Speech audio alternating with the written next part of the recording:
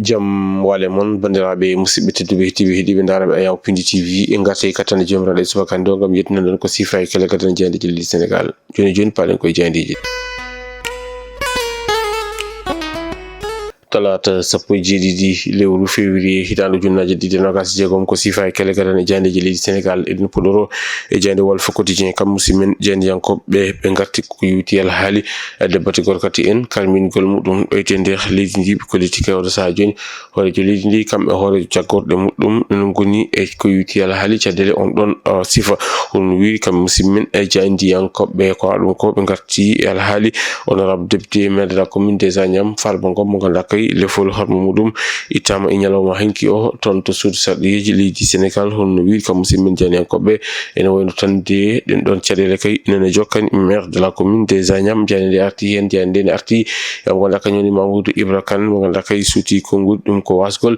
caggal nde laamu leydi Sénégal o wasi o wadde soutenir omo ganduɗa kañum woni candidature Macky Sall e dow gardigu fedde gotal fagu windere nde kam musidmen jeydiyankoɓe witoti konngol Mamadou Ibra Kane mo ganduɗa kay konngol mum e tawe e jande o holliti kay ɗum ɗon kay wona hunde yorde honno wiiri kam musidmen e jeydiyankoɓe ganduɗa kay kañum woni jeyde wiyetende e jeyde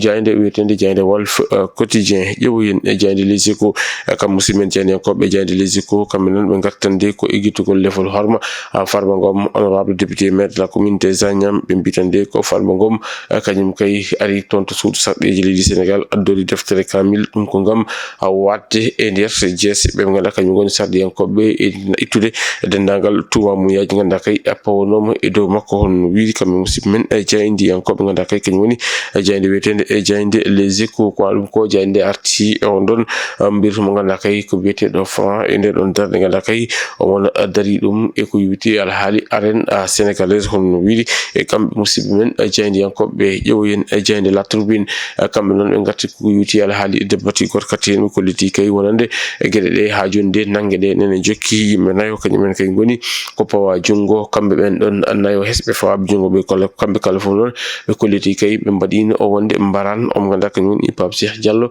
kono ne kadi kamɓe ɓen ɗon ɓe gondi e on ɗon rafi biyeteɗo VIH sida honno wiiri kam musidɓe men e jeydiyankoɓe jeyde arti e Abdou Nguer mo ganduɗa kay ene waɗa convoqué e ñalawma hande o toon to section de recherche honno wiiri kamɓe musidɓe men e jeydiyankoɓe ganduɗa kay kañum woni e jeyde wiyetende e jeyde Tribune Quotidien ƴeewoyen jeyde point actu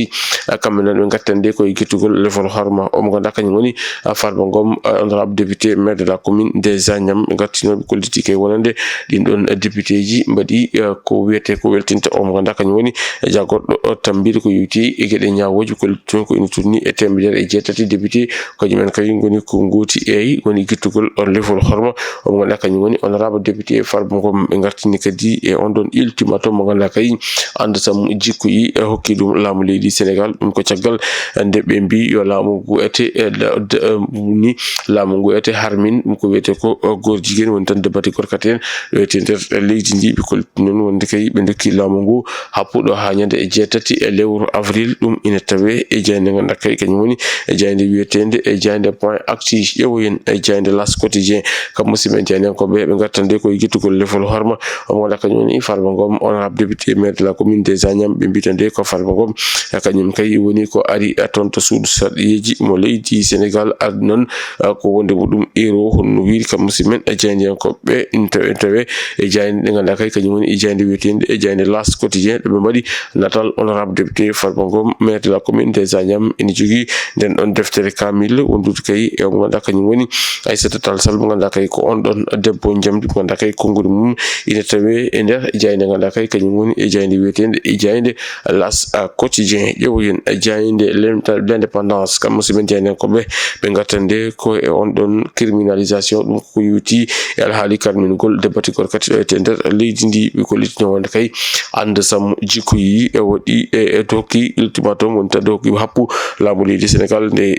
darato ngam harminde goor jiguen ɗo ete nder leydi ndi woni tan debati gorkati ɗo ete nder leydi ndi honno wiiri kam musidɓe men e jeydiyankoɓe ɓe kollitino wonde kay on ɗon ultimatum ko ɗo ha hanyede e jetati lewru avril jande arti e ben don nayo hes bu nganda kay ko be nganda kay min gonde bati gorkati en fawa be jungo koldi kay wonde nangede enene jokki ya honno wi kam musimen jani ko be ngartini kadi e honorable député maire de la commune des Agnam ha jonde nene jokki huccindirde e nyaawoje leydi Sénégal tagal de immunité parlementaire mako itta dum ko yuti al hali din don téléphone aji koldi kay kanko mo ngada kay woni Farba Ngom wala mo livré e yeso nyaawo wete honno wi jande arti e Abdou Ngoré mo ngada kay wada mo convoqué nyalom hande o tonto section de recherche honno wi kam aussi men e jayndi yanko ngada kay kany woni e jayndi l'indépendance jayndi l'observateur kanyum arti ko eden don cadel test kaade ko yuti al hali e jangde tawde nde hakkunde laamu ngu kam e dinon étudiaji kam musimen jani ko be ngarti non e ngal dum diddal étudiaji ngada kay ganni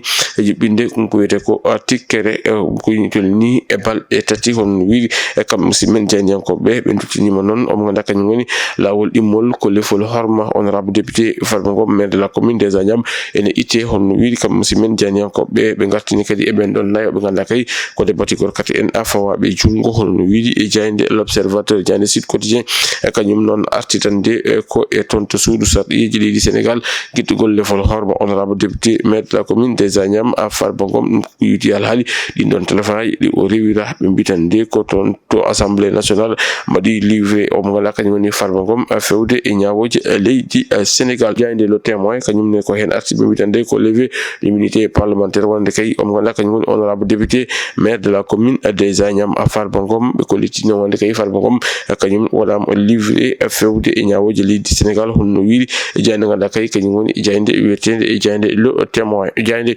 rewmi quotidien kanyum artitande ko e on don révélation mo ngada kay be ngada kay ngoni sam ande sam jikko yi wodi dum ko yuti al hali debati gorkati en ko liti kay ko initulni e temedere e capande joyi suka o kanyum men kay ngoni ko no invité ngam walde den don gedde ngada kay kantorinde woni gedde debati gorkati en kamne e ko ngada kay ngoni dabondiral taw ko wondude e belade dum ko ngada kay kany woni on don rafi betedo o Mboros sida kam non be gorti non e ande samo jikko yi ngada kay hokkiri ultimatum wonde kay lamu leydi Sénégal ngada kany woni hoore leydi ni kam e hoore jagorde mulum joma kam e Sonko nde karminta dum ko wete ko gor jigen yagal do ete nder leydi ndi happo non ko do hanyade e jetati e lewru avril honno wiiri e jayde kam simen jayne ko be ngarti e gittugol lefol horma o ngada kany woni Farba Ngom maire de la commune des Agnam bandirabe musibbe dube hetibe hedibe darabe ayaw PDTV kasi hala bijer ko ngor ko mi kemno rubni lale ko sifa e kele kadane yoga e jaydeji di Sénégal ademeden e rubi jaydeji wonata ko jango so ko wili ken